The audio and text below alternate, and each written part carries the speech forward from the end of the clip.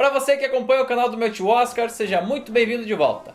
Hoje a gente vai analisar a produção A Lei dos Fortes, de 1928.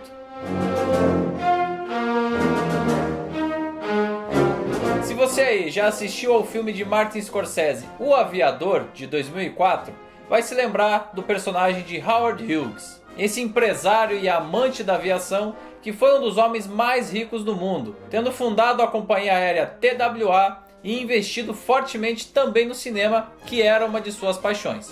Pois é, o filme que a gente vai analisar a partir de agora é justamente uma das produções de Howard Hughes, que em 1930 chegou a produzir o arrojado Anjos do Inferno, um filme que abusava de imagens aéreas, muito parecido inclusive com Asas, que a gente analisou no vídeo passado. Se você não conferiu, volte lá no canal e acompanhe.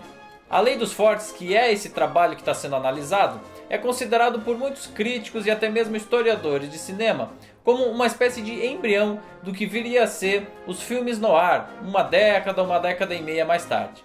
Eu pessoalmente prefiro categorizá-lo como um filme de gangster, que era também um tema muito presente, principalmente numa época de lei seca norte-americana. Então o enredo desse filme enfoca justamente nesse chefe do crime organizado, nesse traficante, o Nick Scarse, que contrabandeia álcool e é acompanhado de perto e investigado pelo capitão James McQuigg, esse policial bastante virtuoso e investigativo, mas que nunca consegue prender o marginal em função das suas relações espúrias tanto com a política quanto com o judiciário, com os juízes que controlam as leis naquele território.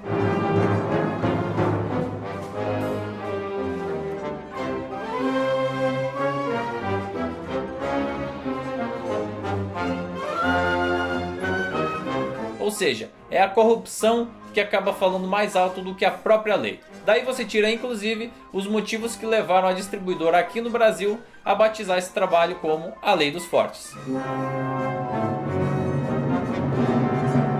Então são várias as tentativas do policial de prender Scarse, mas logo numa operação específica que pretendia dar o bote no bandido, esse objetivo fracassa.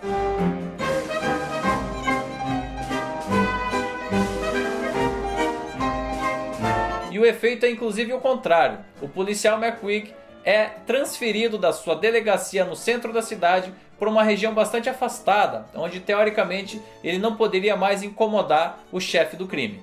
Só que esse isolamento é quebrado, seja por destino ou não, a partir do momento em que o irmão mais novo do bandido atropela uma pedestre e é levado até a delegacia onde atua o capitão McQuigg, uma região onde Scarse não tem assim tanta influência nem política nem do judiciário.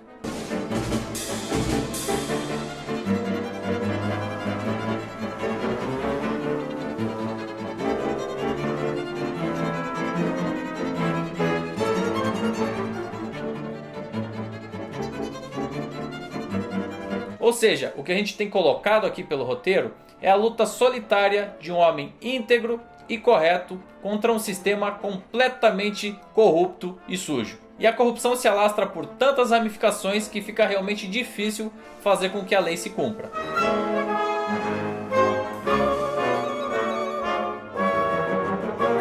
Na primeira parte desse filme, a gente tem algumas sequências muito interessantes e que denotam um esforço bastante grande de produção.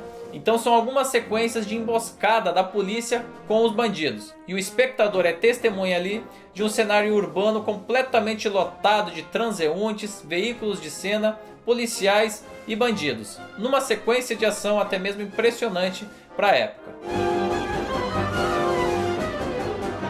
Uma outra sequência que eu acho muito boa dessa primeira metade do filme se dá no submundo do crime, no anexo de um restaurante que a princípio está vazio, mas que esconde o verdadeiro espaço da reunião dos criminosos, com direito a música, dança, jantar e, é claro, acerto de contas.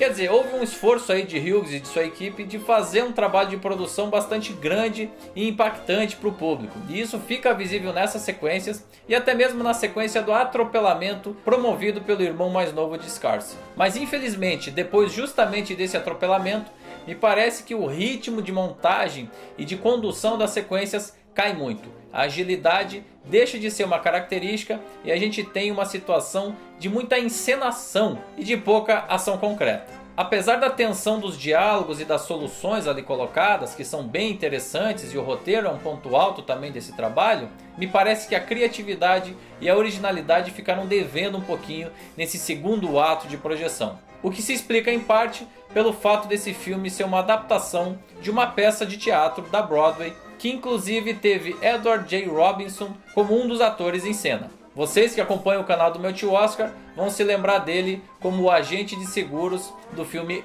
Pacto de Sangue de 1944. Se você não se lembra, volte aí no vídeo relacionado a esse filme. Esse filme foi considerado perdido por muitas décadas e toda uma geração de cinéfilos, críticos e historiadores não tiveram a chance de conferir ele nas telas. Por sorte, depois da morte de Howard Hughes, uma cópia foi encontrada nos seus arquivos pessoais e restaurada em uma parceria entre o canal norte-americano de TV a cabo TCM e a Universidade de Nevada, que em 2004 conseguiram concluir esse processo e trouxeram de novo a cópia ao conhecimento do público.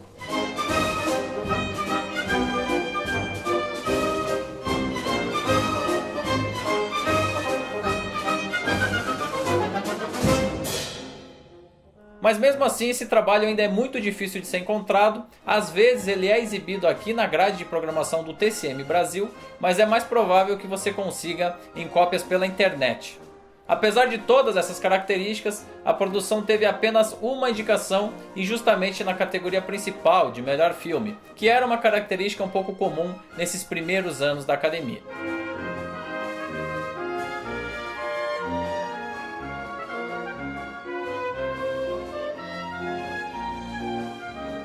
O diretor do filme foi o habilidoso Lewis Milestone, que seria inclusive premiado nesse mesmo ano como melhor diretor de comédia pelo filme Dois Cavaleiros Árabes. Em 1930, ele ainda seria indicado na categoria de melhor direção pelo filme Sem Novidades no Front. E ainda faria carreira por décadas a fio com uma série de outras produções de grande qualidade. Me parece que nesse trabalho especificamente ele consegue exercer toda a sua habilidade, principalmente na primeira parte da fita. E mesmo que de uma forma um pouco mais parada, o segundo ato nos traz aí alguns enquadramentos e posicionamentos de câmera que compensam um pouco a falta de agilidade nas situações apresentadas pelo roteiro.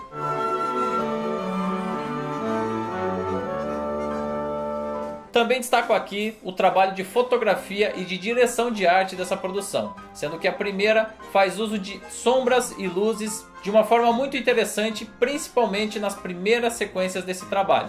O elenco, por sua vez, também está muito competente e é de maioria masculina, por sinal, ainda que eu acho que não há nenhum papel que se destaque muito acima da média dos demais.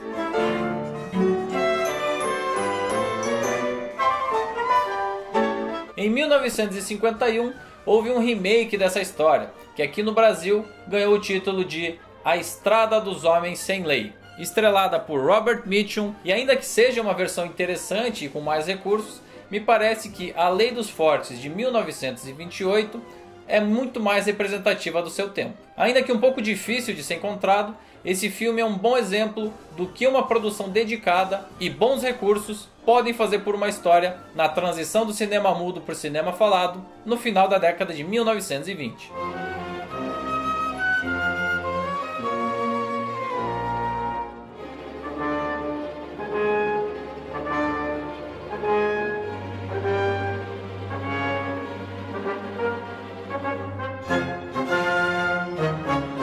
E você aí, ficou curioso ou interessado nesse trabalho? Não deixe de participar deixando aqui a sua pergunta, eu vou ter o maior prazer em responder, até porque eu sei que esse filme é um pouco mais difícil de ser encontrado.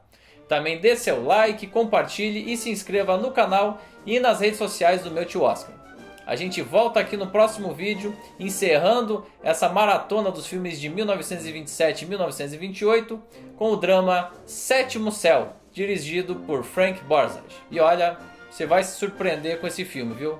Prometo. Eu espero você aqui.